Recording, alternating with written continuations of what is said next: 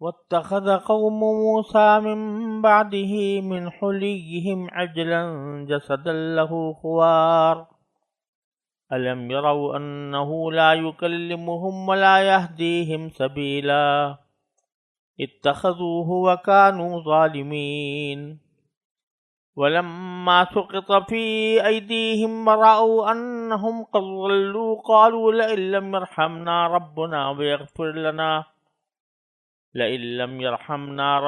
ويغفر لنا لنكونن من الخاسرين ولما رجع موسى إلى قومه غضبان آسفا قال بئس ما خلفتموني من بعدي أعجلتم أمر ربكم وألقى الألواح وأخذ برأس أخيه يجره إليه قال ابن إن القوم استضعفوني وكادوا يقتلونني ولا تشمت بي الأعداء ولا تجعلني مع القوم الظالمين قال رب اغفر لي ولأخي وأدخلنا في رحمتك وأنت أرحم الراحمين إن الذين اتخذوا العجل سينالهم غضب من ربهم وذلة في الحياة الدنيا وكذلك نجزي المفترين والذين عملوا السيئات ثم تابوا من بعدها وآمنوا إن ربك من بعدها لغفور رحيم ولما سكت عن موسى الغضب أخذ الألواح وفي نسختها هدى ورحمة للذين هم لربهم يرهبون. یہ سورہ اعراف کی آیتیں ہیں جو آیت نمبر 148 سے 154 تک میں نے آپ کے سامنے تلاوت کی ہے. یہ وہی واقعہ چل رہا ہے کہ جب حضرت موسیٰ علیہ السلام کو اللہ تبارک و تعالیٰ نے 30 راتوں کے لیے طور کے پہاڑ پر بلوایا اور آپ کو تورات عطا فرمائی. تو اسی سیاق میں یہ آیتیں ہیں. پہلے ان کا ترجمہ دیکھ لیں اور پھر انشاءاللہ اس کے بارے میں کچھ تشریحات عرض کیے جائیں گے.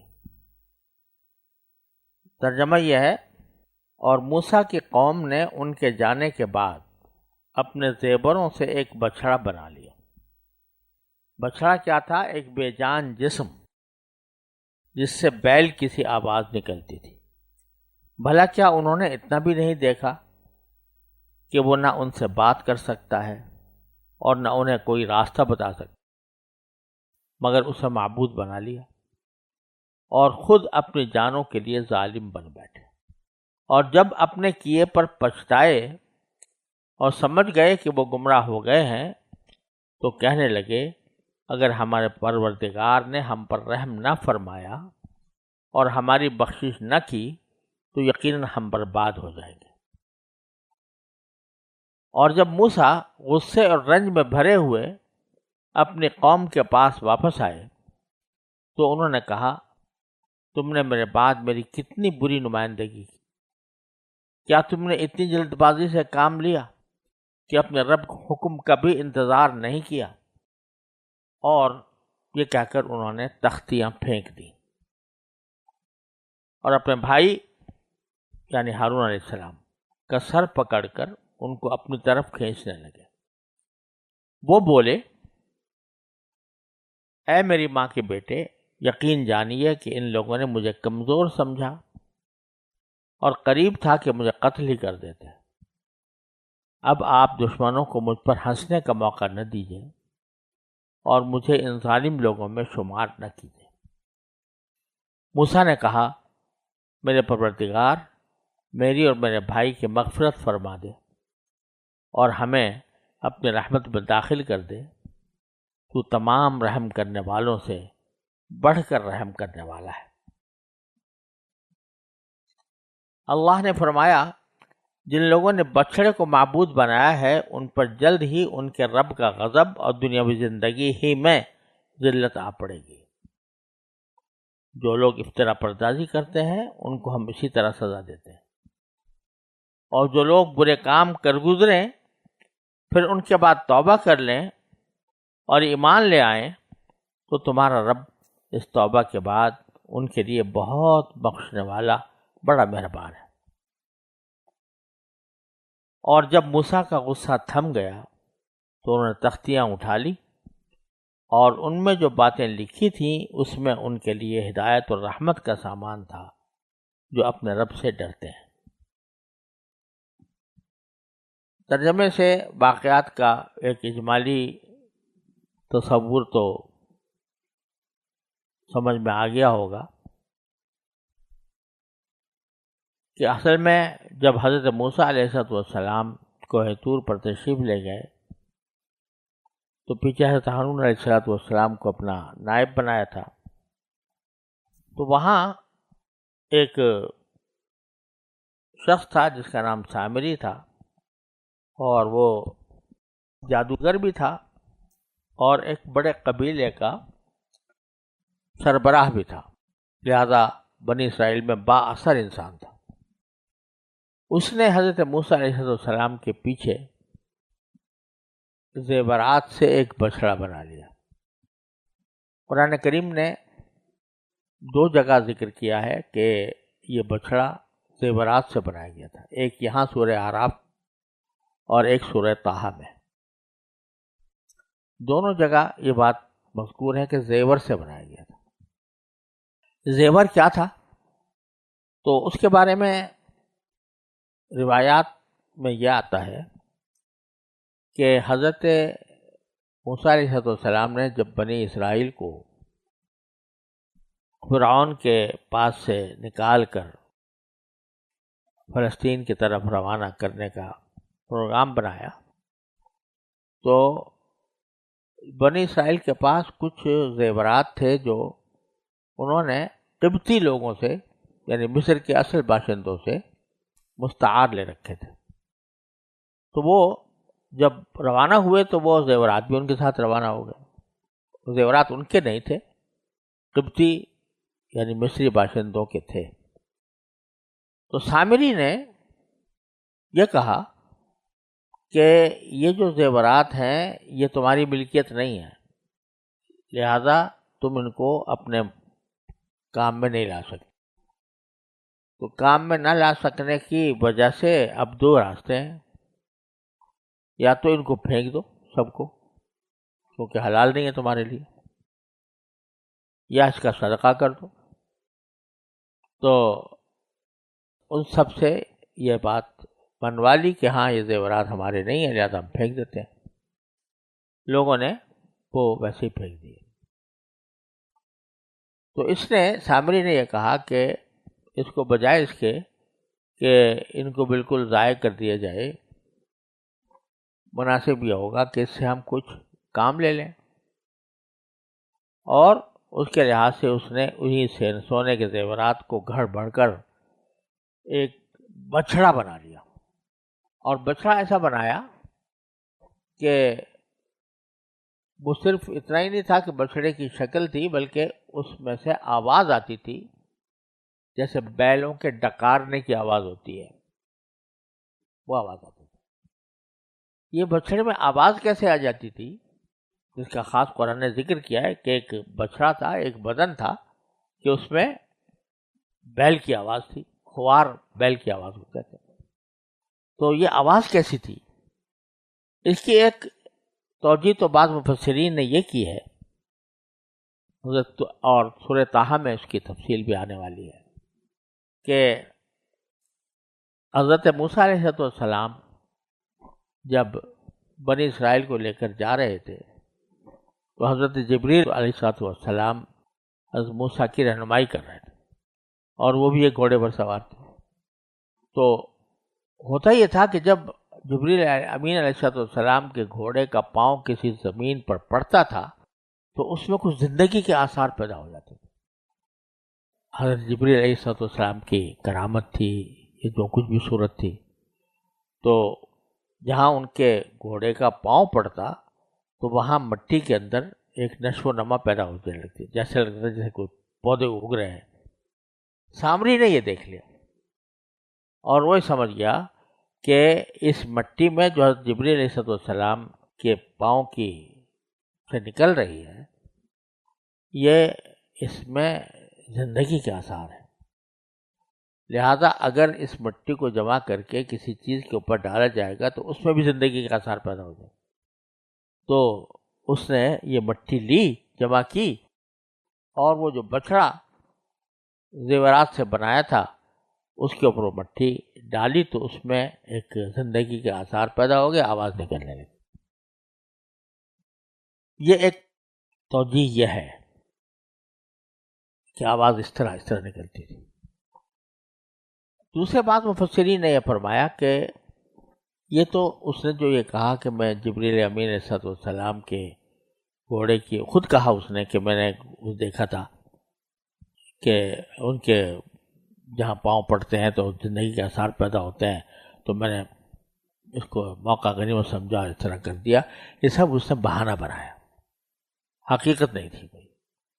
حقیقت صرف یہ تھی کہ اس نے جو بچڑا بنایا تھا اس میں ایک اندر خلا تھا، اس خلا کے اندر جب آواز ہوا داخل ہوتی تھی تو اس کی سے بھاں بھاں کی آواز نکلتی، تو لوگوں کو ایسا معلوم ہوتا تھا کہ یہ بچڑا ہے جو بول رہا ہے. بہرحال وہ اس نے اس طریقے سے بنایا، بچڑا تھا، زیورات سے بنا ہوا تھا، اس میں سے آواز بھی نکل رہی تھی. اب اس کو کہہ دیا کہ دیکھو یہ ہے تمہارا معبود اصل میں. یہاں سوال یہ پیدا ہوتا ہے کہ بنی اسرائیل آخر حضرت موسیٰ علیہ السلام پر ایمان لائے تھے اور اللہ تعالیٰ نے ان پر انعامات بھی فرمائے تھے، ان کی دعائیں بھی قبول فرمائی تھیں، ان کی تعریف بھی فرمائی ہے کہ انہوں نے صبر و عزیمت سے کام لیا.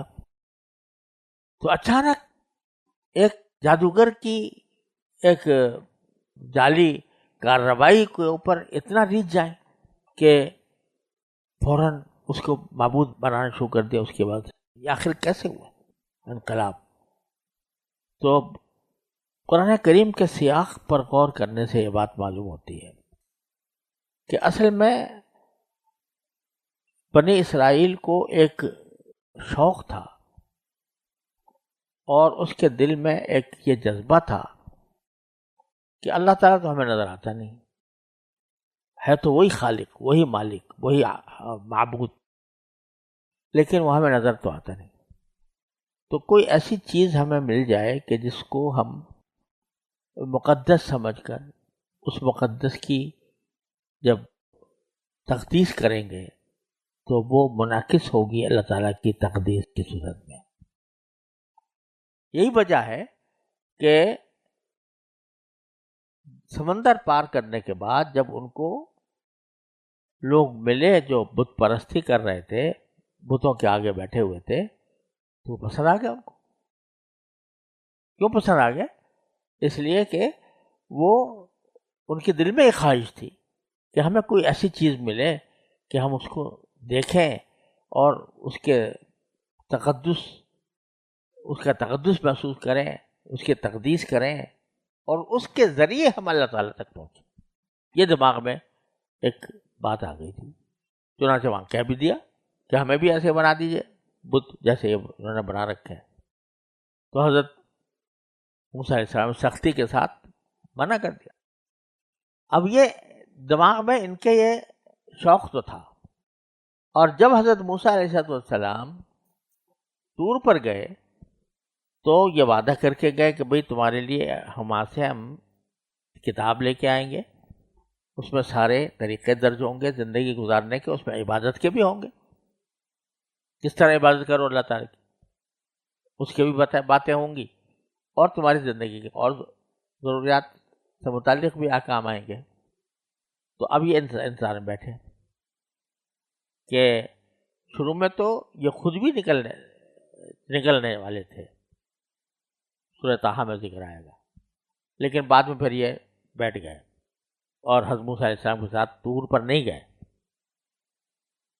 اور موسیٰ علیہ السلام کہہ کے گئے تھے ان سے کہ 30 راتیں میں رہوں گا طور کے اوپر، اس کے بعد تمہارے لیے ایک جامع نظام لے کر آؤں گا، اس میں عبادات بھی ہوں گی، اس میں معاملات بھی ہوں گے، جو کچھ بھی ہوگا زندگی کے تمام احکام ہوں گے. تو یہ اس کے انتظار میں بیٹھے تھے کہ وہ آئے گا تو اس میں شاید ہمیں کچھ جو ہمارا وہ شوق ہے اس کی پورا کرنے کا بھی کوئی راستہ نکلے اور ہم اس تورات کے اوپر عمل کریں گے. مگر جب 30 دن گزر گئے موسیٰ علیہ السلام آئے نہیں، کیونکہ موسیٰ علیہ السلام کو 30 دن کے بجائے 40 دن کے اعتکاف کا حکم ہو گیا تھا کہ 10 دن اور بڑھائیں. تو اب یہ پریشان ہوئے کہ 30 دن گزر گئے، حضرت موسیٰ علیہ السلام تو آئے نہیں، حالانکہ وہ 30 دن کا کہہ کے گئے تھے. تو اب ان سامری نے ان کی اس شوق، ان کی اس خواہش، حضرت موسیٰ علیہ السلام کے تشریف نہ لانے کی تشویش، ان تمام چیزوں کو جمع کر کے اس نے فائدہ اٹھایا اور کیا کہا کہ موسیٰ علیہ السلام تو بھول گئے، ہے نا. سورہ طٰہٰ میں کہا نا کہ سمجھے وہ تو بھول گئے یا پتہ نہیں کیا ہو گیا ان کو، تو وہ تو آئے نہیں، بھول بھال گئے، کہیں گم ہو گیا، کیا ہو گیا. لیکن تمہیں جو اللہ نے وعدہ کیا تھا 30 دن کا کہ تمہیں کچھ دیں گے، تو یہ آ گیا تمہارے 30 دن کے اندر تمہیں جو دینے کا وعدہ کیا تھا تو وہ اس شکل میں آ گیا تمہارے پاس. موسیٰ علیہ السلام تو غائب ہی ہو گئے، وہ تو کا پتہ ہی نہیں کہاں ہے.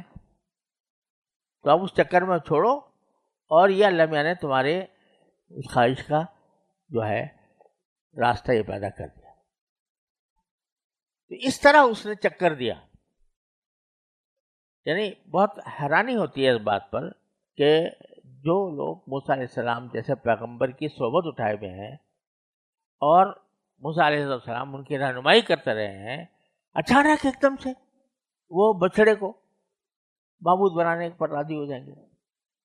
تو وہ سارا ماحول اس طریقے سے پیدا کیا گیا سامری کی طرف سے. چنانچہ جب قرآن حضرت موسیٰ علیہ السلام واپس آئے، جیسے کہ اب آنے والا ہے، تو کیا کہا انہوں نے؟ اعجلتم امر ربکم، کہ کیا تم نے اپنے پروردگار کے حکم کے بارے میں جلد بازی کر لی؟ یعنی اس انتظار میں تھے نا تم لوگ کہ بھئی کوئی اللہ تعالیٰ کی طرف سے حکم آئے گا، تو 30 دن گزرنے کے بعد تم نے جلد بازی میں یہی حکم سمجھ لیا،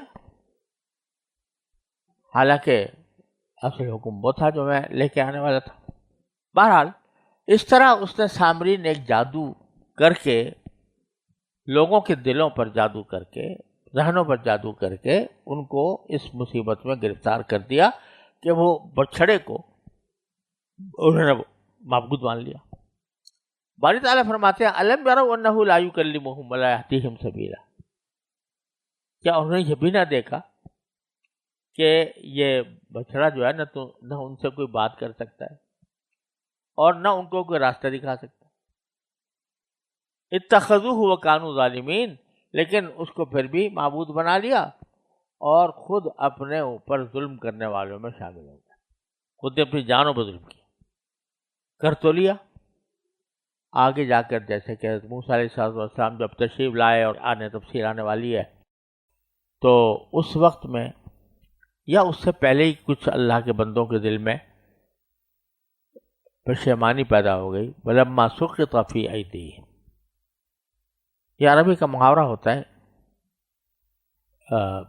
سُقِطَ فِي أَيْدِيهِمْ لفظی معنی تو یہ ہے کہ ان کے ہاتھوں میں کوئی چیز ڈال دی گئی، لیکن عربی محاورے میں اس کے معنی ہوتے ہیں پچھتانا، پشیمان ہونا. تو جب ان کو پشیمانی ہوئی اور وہ پچھتائے، وَرَأَوْا أَنَّهُمْ قَدْ ضَلُّوا، اور ان کو صاف نظر آ گیا کہ وہ خود گمراہ ہو گئے.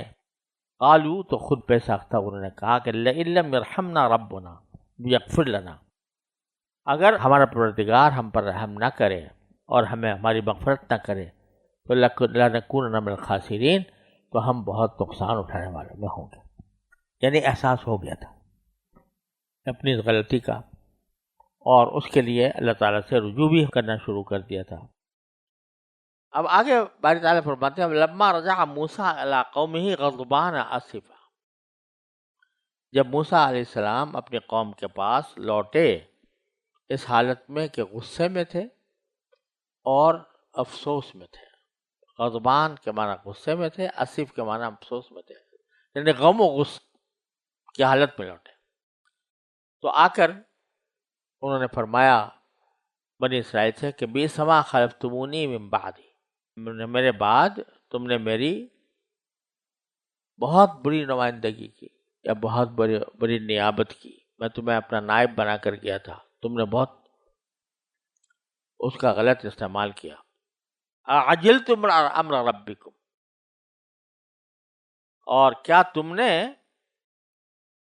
جلدی کی، اتنی جلد بازی سے کام لیا کہ اپنے رب کے حکم کا بھی انتظار نہیں کیا. تمہیں تو پتا تھا کہ میں طور پر جا رہا ہوں، وہاں سے کچھ لے کے آؤں گا، تو اب تم جلد بازی میں چند دنوں کے فرق سے تم نے سمجھ لیا کہ نہیں وہاں سے کچھ نہیں آنا. تم نے جلد بازی کر کے ایک دوسری چیز اختیار کر لی. وہ القل الواح،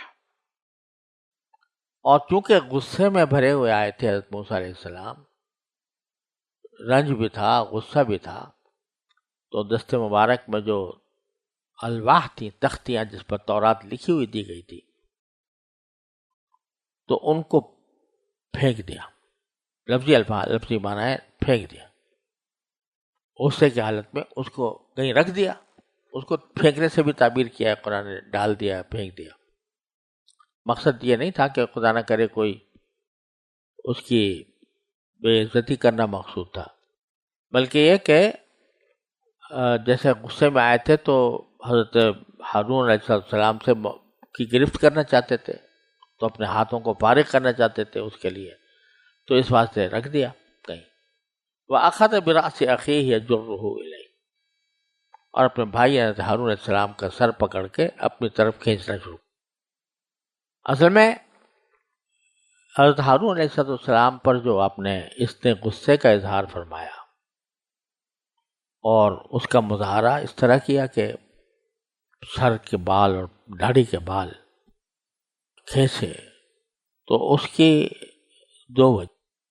ایک تو یہ کہ موسیٰ علیہ السلام چلتے وقت بھی بہت کہہ کے گئے تھے، تاکید کر کے گئے تھے کہ اصلح ولا تتبع سبیل المفسدین، مفسدوں کا راستہ نہ کرنا.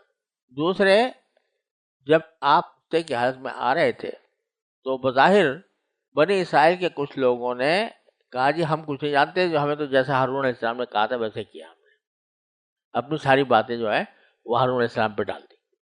اور آج بھی بائبل میں تورات، جس حصے کو تورات کہتے ہیں، اس میں جو ہے سارا ملبہ انہوں نے ہارون علیہ السلام پہ ڈالا ہے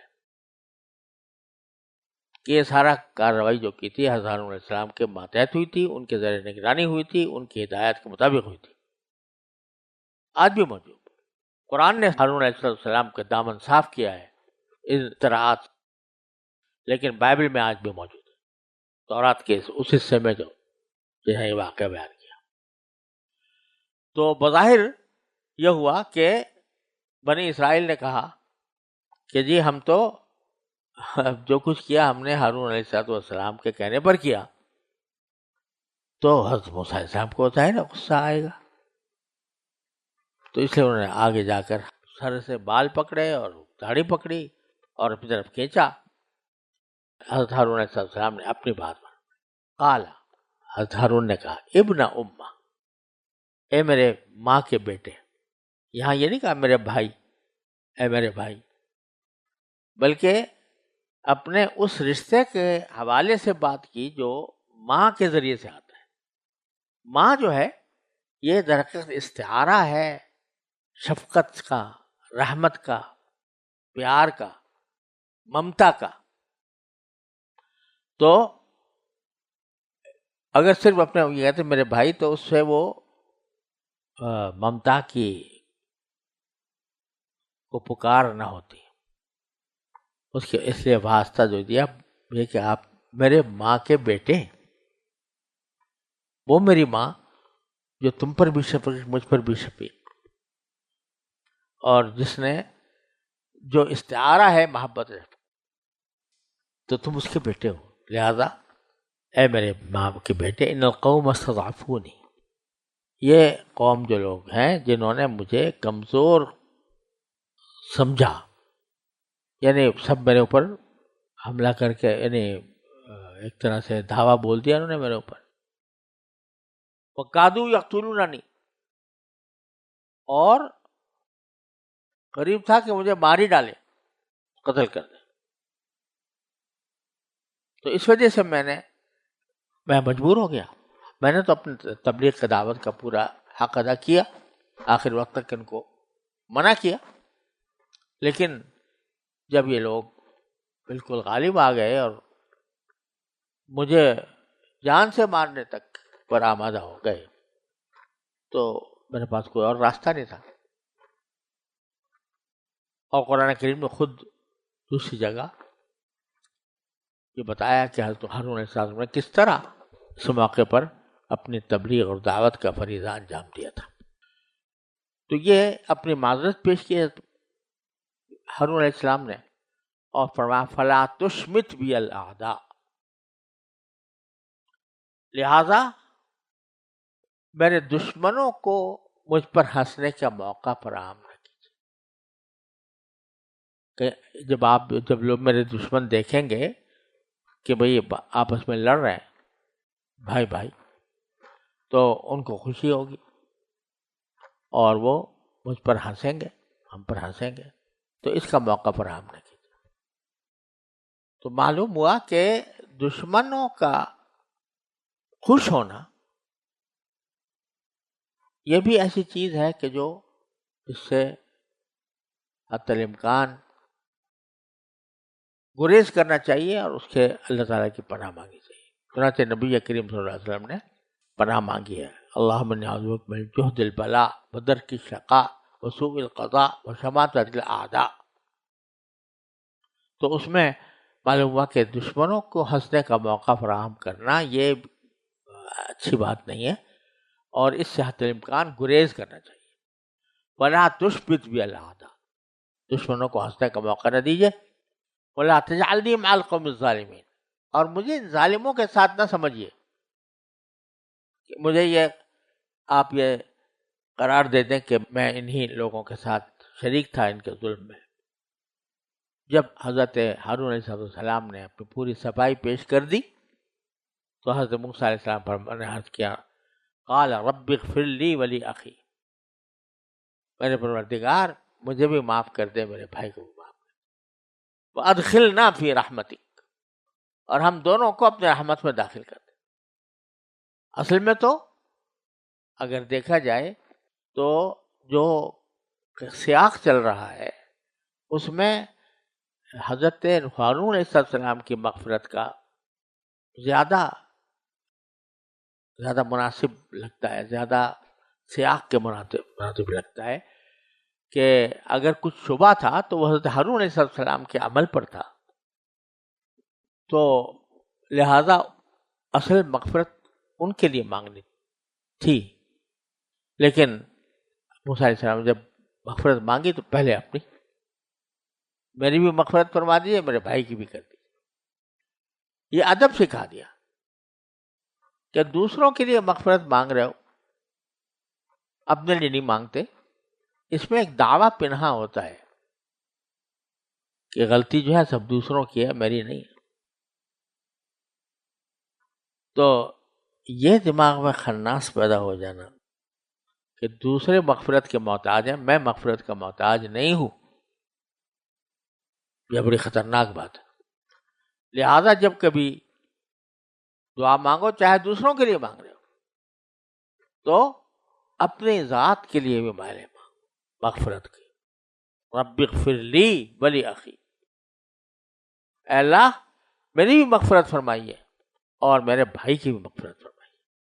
اپنے کو مقدم کر لیا پہلے اپنے آپ. یہ جو جتنا اللہ تعالیٰ کے قریب ہوتا ہے اتنا ہی اس کو اپنا وجود بے حقیقت نظر آتا ہے، اور اس کی وجہ سے وہ یہ سمجھتا ہے کہ میں باری تعالیٰ کے عظمت و جلال کے مطابق کوئی کام نہیں کر پایا، لہذا وہ ہر وقت اپنے آپ کو شرمسار ہی سمجھتا ہے اور اپنے ہر فعل کے اوپر مغفرت مانگنے کو ضروری سمجھتا ہے۔ اب وہ ذات کے جو شاہدہ مبشرا ونذیرا وداعیا الی اللہ باذنہ وسراجا منیرا جس کو کہا جا رہا ہے، وہ جب دعا کرتا ہے تو کہتا ہے انا عبدک المذنب الذلیل ادعوک دعاء الخائف الضریر ودعاء من خضعت لک رقبته وفاضت لک عبرته ذل لک جسمه ورغم لک انفه۔ اپنے آپ کو کس طرح پیش کر رہے ہیں اللہ تعالیٰ کے سامنے، جس کے بارے میں گواہی دے رہا ہے قرآن، شاہدا مبشرا ونذیرا وداعیا الی اللہ باذنہ وسراجا منیرا۔ وہ کہتے ہیں جی میں تو گناہ گار بندہ ہوں، ذلیل ہوں، المذنب الذلیل، ادعوک دعاء الخائف الضریر، میں تو گردن آپ کے سامنے جھکا گا، میرے آنسو آپ کے سامنے بہہ رہے ہیں، میں اپنے جسم کو آپ کے آگے ذلیل کرتا ہوں، اس طرح تو تو جتنا قرب باری تعالیٰ سے ہوتا ہے جس کا، اتنا ہی وہ اپنے وجود کو بے حقیقت سمجھتا ہے، اور اس کے نتیجے میں وہ پہلے تو اپنے لیے مغفرت کا طلبگار ہوتا ہے کہ مجھے بھی مغفرت مل جائے، رب اغفر لی ولی اخی وادخلنا فی رحمتک، اور ہم دونوں کو اپنے رحمت میں داخل کر لیجیے۔ مغفرت ہی بس مطلوب نہیں ہے، آپ تو رحمت والے ہیں، لہذا مغفرت کر کے ہمیں اپنے رحمت میں بھی داخل فرما لیجیے، یعنی صرف گناہ معاف نہ ہو جائیں بلکہ ہمارے درجات بھی بلند ہوں آپ کے ہاں۔ وَأَنْتَ أَرْحَمُ الرَّاحِمِينَ، اور آپ سارے رحم کرنے والوں میں سے سب سے زیادہ رحم کرنے والے۔ اب اللہ تبارک و تعالیٰ فرماتے ہیں ان الذین اتخذوا العجل سینالہم غضب من ربہم وذلۃ فی الحیاۃ الدنیا، جن لوگوں نے بچڑے کو معبود بنایا تھا ان پر جلد ہی ان کے رب کا غضب اور دنیاوی زندگی ہی میں ذلت آ پڑے گی، یعنی ایک طرف تو پروردگار کا غضب جو آخر میں اس کا مظاہرہ آخرت میں ہونے والا ہے، لیکن دنیا کے اندر بھی ذلت اٹھانی پڑے گی ان لوگوں کو جنہوں نے یہ شرک کیا تھا۔ چنانچہ آگے آنے والا ہے، کئی جگہ قرآن کریم میں اس کا ذکر ہے کہ جو لوگ پھر پشیمان ہوئے تو انہیں ایک دوسرے کو قتل کیا آپس میں، اس کے بعد پھر توبہ قبول ہوئی۔ تو یہ سب قتل کرنا ایک دوسرے کا معمولی بات ہے، اس سے کتنی ذلت ہو رہی ہے کہ ایک بھائی دوسرے بھائی کو قتل کر رہے ہیں، ذلت فی الحیاۃ الدنیا۔ پھر قرآن فرماتا ہے وَكَذَلِكَ نَجْزِي الْمُفْتَرِينَ، جو لوگ اللہ پر بہتان باندھتے ہیں ان کو ہم ایسی سزا دیا کرتے ہیں۔ بہتان باندھنے کا کیا معنی؟ کہ اللہ تبارک و تعالیٰ کے طرف ایسی باتیں منسوب کر دے جو اللہ نے نہیں کہیں۔ اس لیے اس آیت کریمہ کی تفسیر میں مفسرین نے فرمایا کہ تمام بدعات بھی اس میں داخل ہیں، کیونکہ بدعت کسے کہتے ہیں؟ بدعت اس عمل کو کہا جاتا ہے جو دین نہیں تھا، دین کا حصہ نہیں تھا، لیکن کسی نے اس کو دین کا حصہ بنا کر پیش کیا اور دین کا حصہ بنا کر اس پر عمل کیا، اس کو بدعت کہتے ہیں۔ تو بدعت جو ہے در حقیقت افتراء علی اللہ ہوتا ہے، یعنی اللہ کے اوپر بہتان باندھنا، جس چیز کا اللہ تعالیٰ نے حکم نہیں دیا تھا، جس کی کوئی ثواب بیان نہیں کیا تھا، جس کو سنت قرار نہیں دیا تھا، آپ کہہ رہے ہیں یہ سنت ہے۔ جس کو دین کا حصہ نہیں بنایا تھا اس کو آپ کہہ رہے ہیں یہ دین کا حصہ ہے، تو ایک طرح سے افتراء ہو رہا ہے، بہتان باندھا جا رہا ہے اللہ کے اوپر۔ تو اس لیے بعض مفسرین نے یہاں پر فرمایا کہ جو بدعات کے جو موجد ہوتے ہیں وہ مفترین میں داخل ہیں، لہذا ان کی سزا بعض اوقات دنیا کے اندر بھی ذلت کی شکل میں ملتی ہے۔ اب جتنے یہ گمراہ فرقوں کے نام آپ سنے ہیں، معتزلہ اور کرامیہ اور جہمیہ اور فلانا، یہ سب بدعات ہیں۔ اور اب دیکھ لو اپنے زمانے میں ان کا ڈنکا بھی بجا، ان کا طوطی بھی بولا، لیکن آج وہ تاریخ کے اوراق میں دفن ہو چکے، ان کو جانتا بھی نہیں کوئی کون تھے اور کیا تھے۔ تو ذلت فی حیات الدنیا، دنیا کے اندر بھی ذلت ملتی ہے۔ اور البتہ فرمایا کہ والذین عملوا السیئات ثم تابوا من بعدها وآمنوا، البتہ اگر جن لوگوں نے کچھ برائے کام کر لیے، برے کام کر گزرے، ثم تابوا من بعدها، پھر ان برے کاموں کے بعد توبہ بھی کر لی، اللہ تعالیٰ سے رجوع بھی کر لیا، وآمنوا، اور ایمان کے ساتھ کیے، تو ان ربک من بعدها لغفور رحیم، تو تمہارا پروردگار بہت غفور ہے، بہت بخشنے والا ہے، بہت رحمت کرنے والا ہے۔ تو جو سینہ زوری کرنے والوں کو کہا جا رہا ہے کہ ذلت فی الحیات، غضب من ربہم وذلت فی الحیات الدنیا، جو سینہ زوری کرے، جو اللہ کے اوپر بہتان باندھے، جو چیز دین نہیں تھی اس کو دین قرار دے، اور اس پر کوئی ندامت کا اظہار ان کی طرف سے نہ ہو، تو ان سینہ زوری کرنے والوں کا جواب تو یہ ہے غضب من ربہم وذلت فی الحیات الدنیا، پروردگار کی طرف سے غضب بھی ہے اور حیات دنیا کے اندر ہی ذلت بھی ہے۔ لیکن جو بیچارے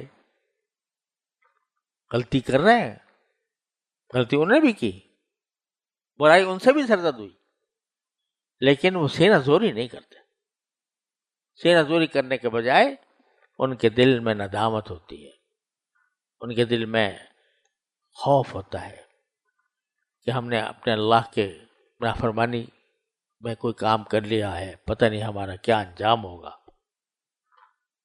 تو کیا فرماتے ہیں کہ الذین عملوا السیئات، جنہوں نے برائیاں کی، ثم تابوا، پھر توبہ کی، من بعدہا وآمنوا، اور ایمان پر قائم رہے، ان ربک من بعدہا لغفور رحیم، تو پروردگار اس کے بعد بہت بخشنے والا، بہت رحم کرنے والا ہے۔ لہجے دیکھو دونوں کے ساتھ، وہاں کیا لہجہ ہے، سینالہم غضب من ربہم ذلت فی الحیات الدنیا، اور یہاں ان ربک من بعدہا لغفور رحیم۔ دونوں شان اللہ تعالیٰ دکھاتے ہیں قرآن کریم میں ہر جگہ، بھاگنے والوں کی، سینہ زوری کرنے والوں کی، تکبر کرنے والوں کی بات کرتے ہیں تو وہ آپ لہجہ کچھ اور ہوتا ہے، اور ندامت رکھنے والوں کی، اللہ تعالیٰ سے رجوع کرنے والوں کی بات ہوتی ہے تو لہجہ کچھ اور ہوتا ہے۔ ہمارے حضرت والا ڈاکٹر صاحب رحمۃ اللہ ایک مرتبہ فرمانے لگے کہ جب میں قرآن پڑھتا ہوں اور قرآن کریم میں ذکر آ رہا ہوتا ہے کافروں کا، نافرمانوں کا، تو کافر اور نافرمانوں کا ذکر آ رہا ہوتا ہے تو کچھ مجھے ایسا لگتا ہے کہ پاس کچھ اپنے فرمانبردار لوگ بیٹھے ہوئے ہیں تو ان سے ڈانٹ رہے ہیں ان کو، تم نے یہ حرکت کی، تم نے یہ حرکت کی، تمہارا یہ انجام ہوگا، تم نہیں سمجھنا۔ برابر میں جو بیٹھے ہیں ان کو تم نے اس میں سمجھ، تمہاری بات نہیں ہو رہی، تو ان کو ساتھ ان کو اطمینان دلا دیا جاتا ہے۔ تو وہاں لہجہ اور ہے اور یہاں اور ہے۔ آگے فرمایا فلما سکت عن موسیٰ الغضب، جب موسیٰ علیہ السلام سے غصہ ٹھنڈا ہو گیا تو اخذ الالواح، تو انہوں نے تختیاں اٹھا لی، جو زمین پر رکھ دی تھی، تو ان کو اٹھایا، اور وفی نسختها ہدی ورحمۃ للذین هم لربهم يرهبون، اور اس میں جو کچھ لکھا تھا اس میں ہدایت تھی اور رحمت تھی ان لوگوں کے لیے جو اپنے پروردگار سے ڈرتے۔ ہدایت تھی یعنی ساری ہدایت کا سامان تھا، سارے احکام تھے جو اللہ تعالیٰ کو منظور تھے، اور رحمت تھی۔ تو تورات گویا اس کے اندر سارا کچھ احکام دیے گئے تھے۔ اب جو یہاں لفظ آیا وفی نسختها ہدی ورحمہ، نسخہ یہ لفظ نکلا ہے نسخ سے، اور نسخ کہتے ہیں لکھنے کو۔ تو نسخہ جو ہے یہ منسوخ کے معنی میں ہے، لکھے ہوئے کے معنی میں، اور بعض اوقات یہ نسخہ کا لفظ جو ہے کسی چیز کی نقل کے لیے بھی آتا ہے، یعنی ایک چیز اصل ہے، ایک اس کی نقل ہے، تو جو نقل ہوتی ہے اس کو بھی نسخہ کہا جاتا ہے۔ تو سیدھی سی بات تو یہ ہے کہ نسخہ کے معنی جو ہے تحریر، تو جو کچھ وہ تحریر لکھی ہوئی تھی اس کے اندر یہ سامان تھے ہدایت کے اور رحمت کے۔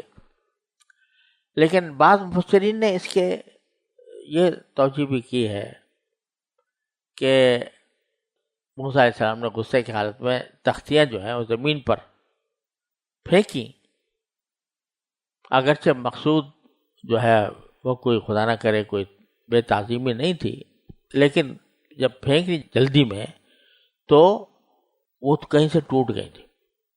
تو جب وہ ٹوٹی والی کو جمع کیا گیا تو پھر ایک نئی الواح تیار کی گئی جو اس کا نسخہ تھی، یعنی اس کی نقل اصل۔